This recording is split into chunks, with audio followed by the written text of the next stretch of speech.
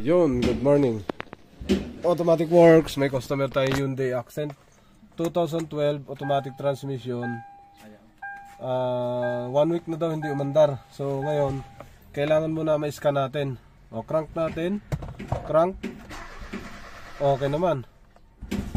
Nagalaw ang yun, idle. Nagalaw ang RPM. Kumbaga, ngayon, scanin natin mga sir. Tingnan natin kung anong fault code. Ito may ito engine, automatic, ABS, airbag. Okay.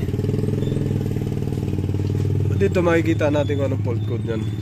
Tingnan natin kung may fault code. Kung anong fault code, so pwede natin i-monitor. Yan ang fault code. Crankshaft position, camshaft position, correlation. So parang nawala siya sa timing pagka ganyan. Correlation silang dalawa. Correlation, dapat relation sila.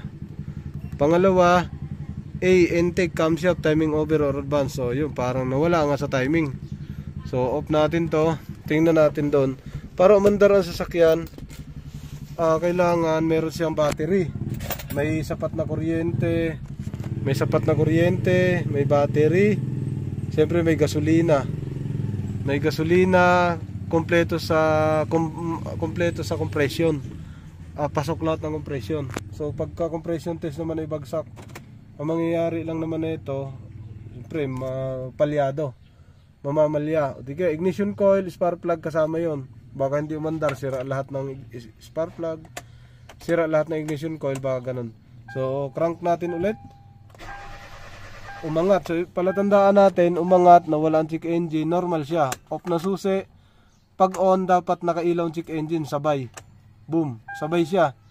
Pero pagka huli siyang umilaw, kunyari magbilang ka muna ng 3 to 5 seconds bago siya lumabas, may tama ang ECU. Pero kung sabay naman siya, pag off, galing off, pag on, tak, sabay yung pitik niya, sabay ang labas, goods ang ECU niyan. Ngayon, dapat ito gagalaw. So gumalaw naman, nakita nyo kanina, punta tayo sa labas. Kasi yung accent, madali itong gawin. So meron tayong ECU ng accent. Yan, meron. Pwede natin isalpakin dyan. So nasalpak ko na kanina, same manner, hindi pa rin siya umandar. So ito kasi working to eh, yung ECU kong yan. So may ECU din siya. Ngayon, next target natin, langis. Tingnan natin, syempre baka wala ng langis. Okay, tingnan natin. May langis naman, bagong change oil nga, sabi ni sir. Balik natin, tubig. So nakita natin tubig kanina, may laman. Tapos observation tayo. So kung may putol na wire. So pagkatapos kung walang putol, dito na tayo magpunta sa gas. Ito mismo main ang kuhanin natin. Kasi ito pag isa-isa, injector na lang yan. Dito tayo sa main. Dapat sa on position o sa cranking position, maglalabas ng gasolina yan. Dito, galing sa fuel pump motor. Sige sir, start mo daw, crank mo. Tingnan natin kung may lalabas. Yan o. Tutukan natin, dapat sisirit yan hanggang dito. Wala.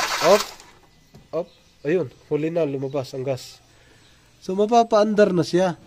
Ang kaso, ang gasolina niya, huling lumabas.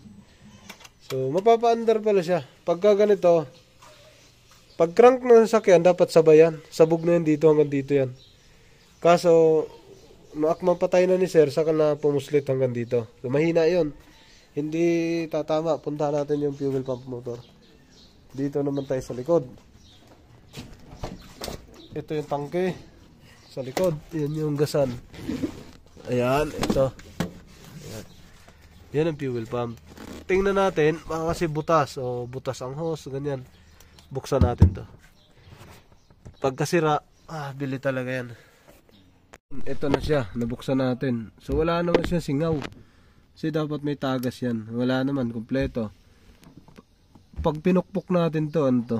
Gagana. Pero maganda rito, buksan talaga yung fuel pump. Para sigurado tayo sa next na gagamit. Kunyari si sir. Kunyari gagamitin ni sir. Ano tayo, sigurado tayo. Buksan natin to, buong pump. Pwede ring ano. Pero hindi pwedeng ano lang. Yung saksakan lang, nasira. Pwede natin buksan, saksakan. Saksakan niya. Baka hindi na. Nako, ito nga. Sunog. Ayan no. Nasunog? Oo, sunog nga. Ay siya, kaya nga ito siguro. Yan, nasunog yung dulo. Buksan natin to. Kaya pala babataas ang minus. Oo. Pinalinis ko yung turbo. Ang nababasa ko Up. nakano sir, yung ano, yung namatag doon yung may bola. Bola. Sa Ito yung bote. ano, Plastic. Bola ng... yung parang may Mga sir, ito, tinanggal natin. Pagkatapos natin na ikot yun doon. Ano? Tinanggal natin, palalabasin natin dito. So, may nakita tayong sunog. Doon muna tayo sa trace na sunog. Tapos, pabubugahin muna natin dito kung gaano kalakas ang buga. Sige sir, start. Kasi kanina, wala talagang buga. Tapos, tinignan natin. Start. Ayun, meron. Mahina. Isa pa. Up, ya. Up. Nakita ko na. Mahina talaga siya, mahina. Pero solid. Mahina siya, solid. Ang mangyayari niya, na-under yan, yung mga ganyan. A-under siya, ang kaso, minsan may time na low power. Naglo-low power, minsan magalaw yung idle. So, sa edad na rin kasi to. Sa edad ng sasakyan, hindi naman nagpo-forever yung mga fuel pump talaga. So, pwedeng magpalit. So, ito, dalawang crank. Subukan natin. A-under, ang kaso nga lang, ang mangyayari na ito, may ano siya, medyo may hirap ng konti. Tapos pagka siguro mainit, ganyan. Observe na lang to, tapos order ng fuel pump. Mas maganda mapalitan. Okay. Yan, pabubugahin natin ulit, tinanggal ulit natin. Baka kasi ang sira na nawala oh. Mahina. Op, ya. Mahina talaga. Ulit. Sige sir. Wala. Mahina. Ige. Up. Putol-putol na. Wala. Okay. Palit fuel pump. Palit fuel pump. Mahina. Sumisirit siya, walang puwersa. Kaya hindi siya nakaka-open sa injector. Hindi niya na-open. So ito pwede natin tong higpitan. Kaso hindi naman na siya aandar. Palitan natin ang fuel pump motor. Okay. Yan mga sir, dapat ito malakas to. Wala talaga siyang pumasok na gas. Dito malakas yan, dapat apaw na to rito. Pagkat umaandar, tanggalin natin itong fuel pump niya. Yon, ito na ang fuel pump. Bunutin natin dito, masaya. Sige, lapit konti. Sasahudan natin ito. Pag angat, ayan yung fuel pump. Assembly. Opo. Assembly niya. Ay, gas. Balik natin sa tangke. Yan pala ang fuel pump. Yan ang bumobomba. Opo.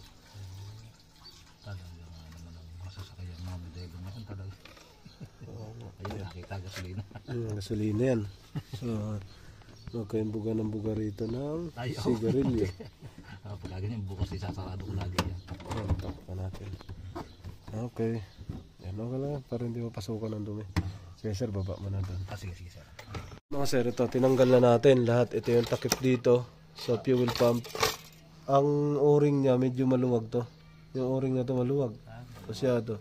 Dapat sikip yan dito sa gitna, tapos sa gilid. Ito naman yung isa. Yung isa, ayun, mas lalo. Dapat yan, dapat. Dapat saktong-sakto lang, ano? Ang laki ng, malaki clearance nito, ano? May mga clearance sa gilid, hindi pa pwede yan. Yan, ito, maluwag na masyado. Dapat talaga sikip. Oo, sikip dito, sikip din sa gilid, sikip sa gitna. Oo, yun. Tapos, tetestingin natin to. Pabubugahin natin dito gaano kalakas yan. Okay. Yung mga sir, yung o-ring nandito. Yung fuel pump, tinesting natin. Ito ang buga. Tingnan natin gaano kalakas. Sige sir, babad. Wala na. Wala. Teka lang. Yan mga sir, ito sinalpak natin. Lagyan mo natin ng positive. Tingnan natin kung gaano kalakas ang buga dito ulit. Teka lang ha. Para makita natin. Bubuga yan eh. Dito sa ilalim. Sige sir. Mahina na nga. Ayun ha. Mahina. Mahina na. Sige. Sige ulit. Mahina na nga siya. Ngayon, lagyan natin dito. Lagyan natin ng rubber o sanyora. Anong o-ring kanina? Para mabuo ang pressure. Oo. Susunod natin kung may pressure siya. Ano yung o-ring? Nawala. Ayun. Ang laki yung o-ring ko. So, luwag na kasi yung o-ring. So siguraduhin lang natin na para talaga wala sablay pag-ipit pa lang dapat sukat lang to. Kasi pagpasok nito iimpis to yun Isa din tingin ko ang o-ring may problema rito. Yan pilit na ipasok ganyan. Hindi obra yan magbabago ang bugan yan. Oo. Sa matagal na panahon siya ay nakabaluktot na tingnan mo. Ayun nakabaluktot na. So ito isa to sa dahilan dahil nag low pressure. Pwede tayo hindi magpalit agad ng pump, hanapan natin ng ganito. Ngayon pwede nating ipalit, dito natin ilagay, kunin natin to, ilagay natin dito. Yan, yung itim dito, sakto, lipat natin dito. Yan. Dapat sakto lang yan, saktuhan lang talaga. Ito dapat. Ito sablay to. Wala nga, lawlaw nga siya. Ngayon lagyan natin ng ganito para yung pressure niya buo. Ngayon dapat ang higop, ang buga niya dapat yan malakas. Tingnan nga natin. Lalakas nga yung buga. Yan, nilipat natin dito itim na o-ring. Tapos yung brown dito, okay lang to, kaya buga lang naman to. Sige sir, tingnan ulit natin. Handa mo ulit yung mo. Kailangan sasabog yun Sige. Pindot? Oo. Ayun. Sige, ulit. Ay, kakaunti na. Ayun, malakas. Wala, mahina. Bula. Para kakaunti gas. Kunti na. Sige sir, ulitin mo. Natin. Sige. Pindot. Oo. Ay, tiga. Ayan, napagod. Wala na ako, kapit. Wala nga. Sige, pindot. Putol-putol na. Bitaw. Pindot. Wala nang gasok. Yung pinuno namin kasi baka uring lang talaga sira na ito. Tracing to isa-isa. Ayan, sige. Buga sir. Lahat malakas Lakas nga Malakas sumisirit. Malakas ganyan talaga dapat ang sabog niya. Bitaw. Sige ulit. Walang putol Oo. Bitaw. Sige. Oo nga. Malakas nga Ito nga lang. O-ring. Pero hindi ubra yan. Hindi. Mga sir, sinalpak natin. Pinagpalit natin yung o-ring na nakalagay. So sinubukan natin kung gagana siya uli. I-start. Yun. Dinig na dinig Yun. Andar nga siya. O-ring lang ang sira Yun humina Bombahan mo. Sige. Sige, tasan mo. Andar na. Ayop na yun. Tagumpay. Hindi nakabili ng fuel pump. Ako nga dyan. Ayos. Andar siya. Hindi nga hakab. Hindi hakab yung o-ring. Kailangan ma-orderan yun. Ganong kataba. Ang dami namin gasolinang inubos. Ayan. So, taas na minor. Walang walang budyok-budyok.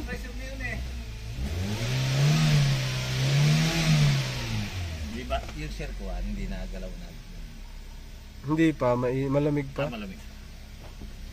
So, aircon natin naka-max aircon. Walang galaw.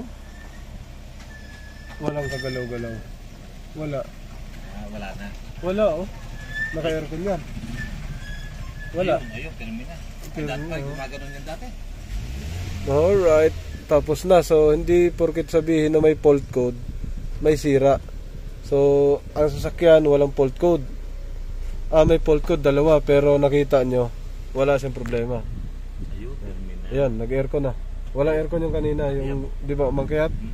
Ayan, nag-aircon na. Kanina walang aircon. Off aircon. On aircon. Yun. Taas ng compressor yan. Revolution. Okay, so kailangan palitan pa rin ng o-ring yun pagka ganun. So monitor na lang. Alright, tapos na mga sir.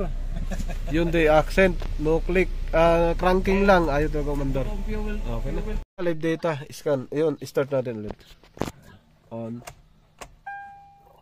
Start. Pero, One click. dadaling ko, mga gano'ng katagal niyo inaayos yung gano'n, sir? Iiwan mo yung sasakyan niya. Hindi na. O, ano lang, maghapon lang, gano'n lang. Maghapon. Hindi na iiwan. Dalhin mo din pa uwi. Bukas ka Start pa po, ulit. Ay, hindi pa na. One click. Wala. Hanggang Sabado lang ako. Friday, Monday to... Wala nang ano. Friday to Saturday lang po. 8 a.m. to 5 p.m. Wala kang ano, sir? Ay, sorry wala kang home service. Home service? Wala po sir. Nagtayo na kasi ako ng shop. Okay. Ayos. Kayo ba yun nasa vlog, sir? Opo. Okay. Ano lang, parang i-estimate lang ako. Ano ang inaabot ang gano'ng error code. Okay, tapos na mo sir. Yun, na-test drive na ni sir. Namamatay daw yan dati pagka inatras. Tapos inabante, nag-reverse siya, nag-drive. Okay na, buong buo daw takbo. Yun.